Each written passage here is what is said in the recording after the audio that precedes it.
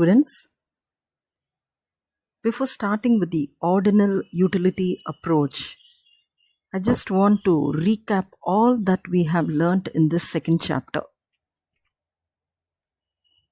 In this chapter, we are dealing with the consumer behavior, consumption analysis. So, we started with the characteristics of human wants, the classification of goods, the concept of utility. Then we saw the cardinal utility analysis, the law of diminishing marginal utility, the law of equimarginal utility, consumer surplus, law of demand, exceptions to the law of demand, extension and contraction of demand, elasticity of demand, measurement of elasticity of demand. So far, we have covered all these concepts. Today, we are going to study about the ordinal utility approach. Before that, I would like to ask a question. What is utility? What is utility? Are you able to answer? What do you mean by utility? Were you able to answer? If not, I would like to explain it again. Utility is the capacity of a commodity to satisfy human wants. We start using a particular commodity only when it gives satisfaction or only when it satisfies our human wants. I drink coffee because I get utility from it, but I don't take alcohol because it does not satisfy my want. So the measurement of utility has always been a controversial issue. The neoclassical economists such as Marshall, Walras, and Karl Menger believe that utility is cardinal. Utility is cardinal or utility is quantitative like other mathematical variables. I've already said that. They believe that utility can be measured, like how we measure the height, weight, the velocity, the pressure, and the temperature. Likewise, they believe that utility can be measured. Therefore, these economists developed the cardinal utility concept to measure the utility derived from the good. That's what we have already seen, the cardinal utility approach. In the cardinal utility approach, we saw the law of diminishing marginal utility, the law of equimarginal utility, and we also saw consumer's surplus. So the neoclassical economists developed a unit of measurement for utility and it was called as utils. For example, according to the cardinal utility concept, suppose if an individual has ice cream, he can measure the utility or the utils derived from that ice cream. He can specifically say, I got 20 utils from the ice cream, I got 10 utils from the coffee. So utility can be measured in a cardinal way. However, the modern economists such as R.J.D. Allen and Hicks gave the concept of ordinal utility. These people gave the concept of ordinal utility. They said that utility can be measured, but it cannot be measured numerically. It cannot be measured numerically like 30 utils, 20 utils. I got 30 utils when I ate the ice cream, or I got 20 utils when I had a cup of coffee.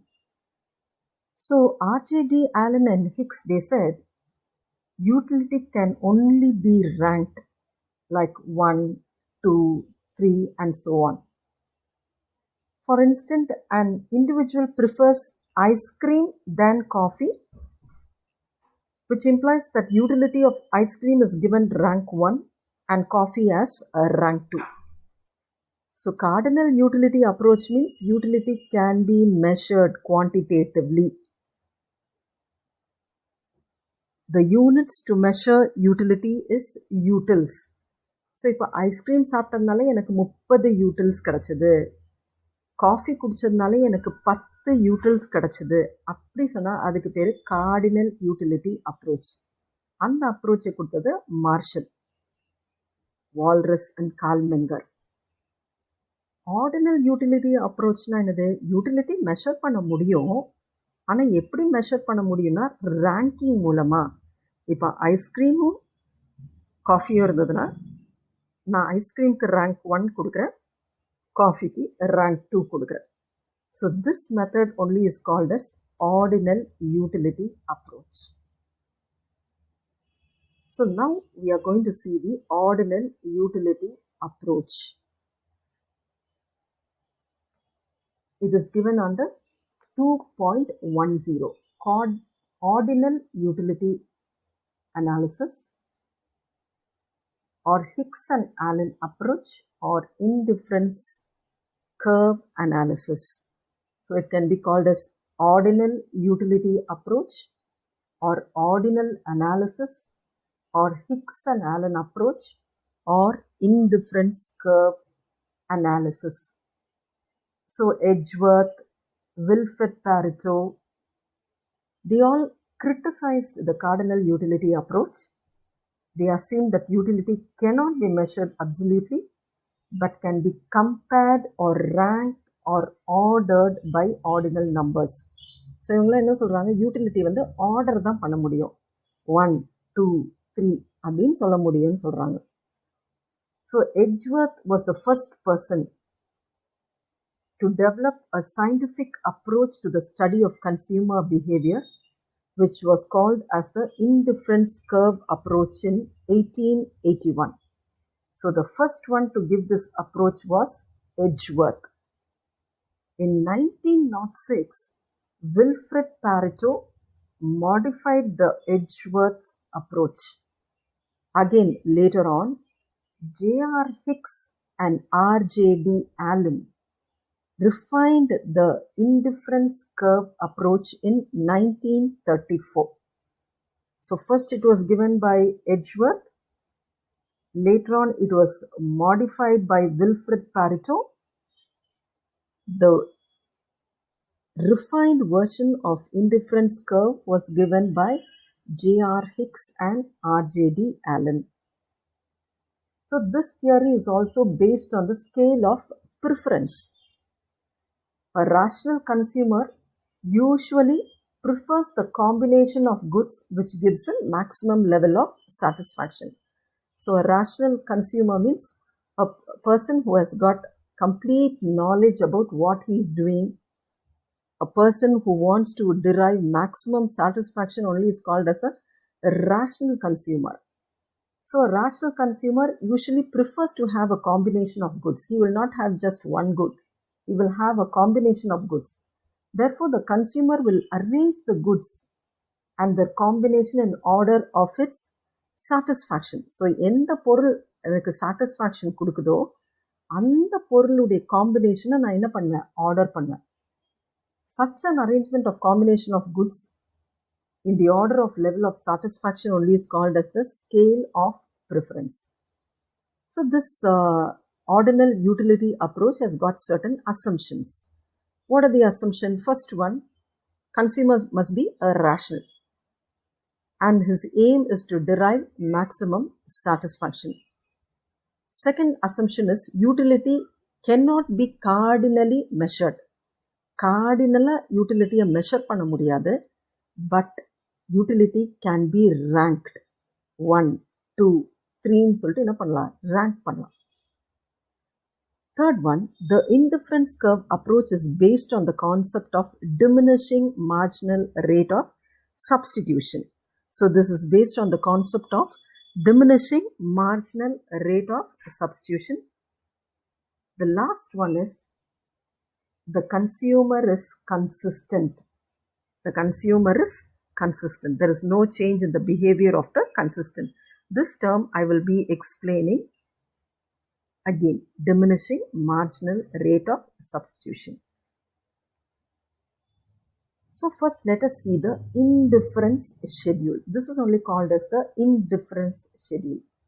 So an indifference schedule is defined as a schedule of various combination of two commodities which will give the same level of satisfaction.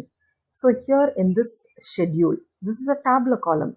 Tabular column only is called as a schedule. Here you have the combination of two goods. One is apple and the other one is orange. So here there are 1, 2, 3, 4, 5 combinations of commodities, apple and orange. First, he is trying to have 1 apple and 20 oranges. 1 apple and 20 oranges. So suppose if it gives this much of satisfaction, okay, a consumer is having 1 apple and 20 oranges and his consumption level is this much. Second one, he is having 2 apple and 15 oranges. He is increasing the number of apples and he is decreasing the number of oranges so that he gets the same level of satisfaction from all the combination. Are you able to understand, girls? அதாவது எந்த காம்பினேஷன்ல அவர் சாப்பிட்டாலும் அவருடைய satisfaction level எப்படி இருக்குதுன்னா ஒரே மாதிரி தான் இருக்குது, சேமாக இருக்குது. ஒருவேளை நான் இங்கே வரைஞ்சிருக்கிறதுல பெருசு சின்னதெல்லாம் இருக்கலாம், ஆனால் இது வந்து என்னது, இங்கே அவருக்கு சாட்டிஸ்ஃபேக்ஷன் 5 கிடைச்சதுன்னா இங்கேயும் அவருக்கு சாட்டிஸ்ஃபேக்ஷன் 5 தான் கிடைக்குது, இங்கேயும் அவருக்கு சாட்டிஸ்ஃபேக்ஷன் 5 தான் கிடைக்குது, இந்த இடத்துலையும் அவருக்கு சாட்டிஸ்ஃபேக்ஷன் 5 தான் கிடைக்குது, இங்கேயும் அவருக்கு 5 தான் கிடைக்குது. நான் இந்த டேபுலர் காலமை நீ ஈஸியாக புரிகிறதுக்காக I have given a number. So a consumer is having 5 combinations. Combination 1, this is called as R. Combination 2 is S. Combination 3 is T. This is U and this is V. I got these points from this graph, okay? R, S, T, U, V. இங்க இருக்க points தான் இங்கேயும் நான் mark பண்ணியிருக்கேன். So the first combination is 120, second combination is 215, third is 312, 410, 59. But one thing you have to notice, he is getting the equal level of satisfaction from all the combination. எந்த combination இருந்தாலும் அவருடைய satisfaction level எப்படி தான் இருக்குது, ஒரே மாதிரி தான் இருக்குது. So different combination, an indifferent schedule may be defined as a schedule of various combination of two commodities which will give the same level of satisfaction. Okay? So in other words, indifference schedule is a table which shows the different combination of two goods that gives equal satisfaction to the consumer. So the consumer is getting equal satisfaction from all these combinations. How many combinations are there? 5 combinations. What are the two goods? Apple and oranges. So in this table, there are 5 combinations of two commodities, apple and oranges. Each of these combinations give the consumer the same level of satisfaction without discrimination. There is no change in the level of satisfaction. He gets the same, he derives the same level of satisfaction. In the schedule, the combinations are arranged in such a way that the consumer is indifferent among the combination. Suppose if we give the combination to the consumer and ask him to pick any combination, he will not be able to pick any combination because he gets the same level of satisfaction from all the combinations. This is only marked in this graph. On the x-axis we have the apple and on the y-axis we have measured the oranges. Apple is measured as 1 unit is equal to 1 apple. 1 apple, 2 apple, 3 apple, 4 apple and 5 apple. Whereas oranges we cannot take it as 1, 2, 3, 4, 5. So they have taken it as, actually there is a mistake here. It must be equal 3, 6, 9, 12, 15, like that it has to be. But the graph they have given it like this, 9, 10, 12, 15 and 20. So we have marked it like that, 9. Whatever is seen in the schedule, we have just directly marked it here, 9, 10, 12, 15 and 20. So the first combination is he's having 1 apple and 20 oranges. So this combination is 1, 20. 1, 20. This point is called as R. This point is called as R. The second combination is 2 and 15. So it is called as S. Third one, see the combination, it is 3 and 12. So mark it here. 3 and 12. You get the point T. Then you get the point U. Okay. 4 and 10. Last one, it is 5 and 9. So you get the combination V. This point V. Okay. Now join all these points R, S, T, U and V. When you join all these points, you get a curve, and this curve is called as the indifference curve. Indifference curve. IC, indifference curve. So indifference curve is illustrated in the diagram. X-axis represents apple and Y-axis represents orange. Point R represents combination of 1 apple and 20 oranges. At S it is 2 apples and 15 oranges, and T it is 3 apples and 12 oranges. Similarly, U, K, V points are obtained. These 5 points give the same level of satisfaction. This is the most important statement, okay, line. Okay. These 5 points give the same level of satisfaction. The consumer will be neither better off nor worse off in choosing any one of these combinations. So when you join all these 5 points R, S, T, U and V, you get the indifference curve IC. So this is only called as the indifference curve. Were you able to understand, girls? So according to RJD Allen and Hicks, they say that utility can be measured in an ordinal way. That is, you can rank it, but you cannot measure it with a cardinal number. It can be only ordinally ranked. So what is an indifference map? Next we go on to indifference map. What is an indifference map? If we draw several indifference curves representing an indifference schedule, then that is only called as an indifference map. One can draw several indifference curves, each representing an indifference schedule. What do you mean by that? IC1 ன்னு எடுத்துக்கிட்டிங்கன்னா இதுக்கு ஒரு indifference schedule இருக்கும். IC2 எடுத்துக்கிட்டிங்கன்னா அதுக்கு ஒரு indifference schedule இருக்கும். IC3 எடுத்துக்கிட்டிங்கன்னா அதுக்கு ஒரு schedule இருக்கும். ஸோ 3 schedule வச்சு 3 curve இங்கே வரைஞ்சிருக்கேன். IC1, IC2, IC3. So here we have 3 curves. So an indifference map is a family or collection or set of indifferent curves corresponding to different levels of satisfaction. Here you do not have just one curve, you have 3 curves. So an indifference map is a family or collection of a set of indifference curve corresponding to different level of satisfaction. Suppose in the point just for easy understanding, I am just giving a number. Suppose if you get 100 satisfaction in the first combination, you get 200 satisfaction in the second combination, second curve, and 300 in the third curve. So what do you understand from this? If the indifference curve is higher, you get higher level of satisfaction.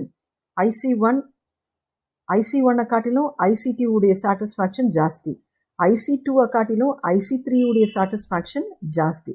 அப்போ மேலே போக போக indifference curve மேலே போக போக உங்களுடைய satisfaction level என்ன ஆகுது? இன்க்ரீஸ் ஆகுதுன்னு அர்த்தம். So in the diagram, the indifference curve IC1, IC2 and IC3 represents the indifference map. Upper IC representing higher level of satisfaction. IC3 has got the highest level of satisfaction here compared to the lower curve. இங்க இருக்கிறத காட்டிலும் இங்க இருக்கிற curve satisfaction எப்படி இருக்கும்? ஹையரா இருக்கும். So this is only called as the indifference map. So what is marginal rate of substitution? இங்க பார்த்தோம் இல்லையா ஒரு வார்த்தை marginal rate of substitution. A definition is there given in your book. According to Leftwich, the marginal rate of substitution of X for Y is defined as maximum amount of Y the consumer is willing to give up for getting an additional unit of x and still remaining on the same indifference curve. So look at this tabular column. First, he is buying 1 apple and 20 oranges. Now, he is willing to forego 5 oranges. 5 oranges he is willing to forego to just get 1 extra apple. This is only called as marginal rate of substitution. இந்த ஒரு ஆப்பிளை வாங்குறதுக்காக எத்தனையை அவர் விட்டு கொடுத்துட்டாரு? 5 orange விட்டு கொடுத்துட்டாரு.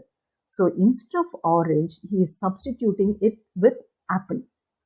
This is only called as the marginal rate of substitution. The marginal rate of substitution of x for y is defined as the maximum amount of y the consumer is willing to give up. So the maximum y na inga ethana vittu kuduttaru? 5 vittu koduthu he is buying 1 good. x ன்னு சொல்ற ஒரு பொருளை அவர் வாங்குறாரு. y ல 5 விட்டு கொடுத்துட்டு x ல எத்தனை வாங்குறாரு? 1 வாங்குறாரு. This is only called as marginal rate of substitution. The marginal rate of substitution of x for y is defined as the maximum amount of y the consumer is willing to give up for getting an additional unit of x and still remaining on the same indifference curve. So here, every time, here he gave 5 oranges and he got extra 1 apple. Here he gets 1 extra apple. ஆனா எத்தனை oranges forgo பண்ணிருக்காரு? 3. இங்க 1 extra apple வாங்குறாரு. எத்தனை oranges விட்டு கொடுத்திருக்காரு? 2. இங்க ஒரு x வாங்குறதுக்கு எத்தனை y விட்டு கொடுத்திருக்காரு? ஒரு y விட்டு கொடுத்திருக்காரு. But in spite of substituting oranges and apples, the consumer is in the same indifference curve. ஒரே கர்வ்ல தான் இருக்காரு. அந்த கர்வ்ல எந்த விதமான மாற்றமும் இல்லை.